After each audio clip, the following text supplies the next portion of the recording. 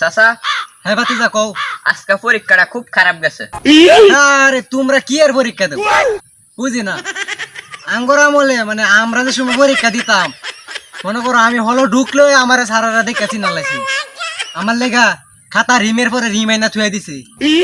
10 মিনিটে লেখা সব খাতা শেষ করে লাইছি। পরীক্ষা মধ্যে সবসময় 100-150 নাম্বার পাইতাম। সবার আগে পরীক্ষা দিয়ে বারো যেতাম গা। কেমনে চাচা? এটা তোমরা পারতা না। তাছাড়া মনে করো আমরা সব দিক দিয়ে সেরা, ঠিক আছে। যেমন চাপা মারতাছি, চাপার দিক দিয়েও কিন্তু আমি সেরা। তাছাড়া স্যারেরা কইতো যে এটা কি মানুষ নাকি দেও, মনে হলো লে আরে তুই স্পিড আছিস জিনবু তো মনে হলো লেখা পারতো না। এমন ভাই লিখতাম। বুঝছি চাচা। বুঝবোই তো, আরো বুঝবা। ভাতিজা, আমার মনের একটুই দুঃখ বুঝছো, জীবনে কোনোদিন ফাইনাল পরীক্ষা পাস করতাম না।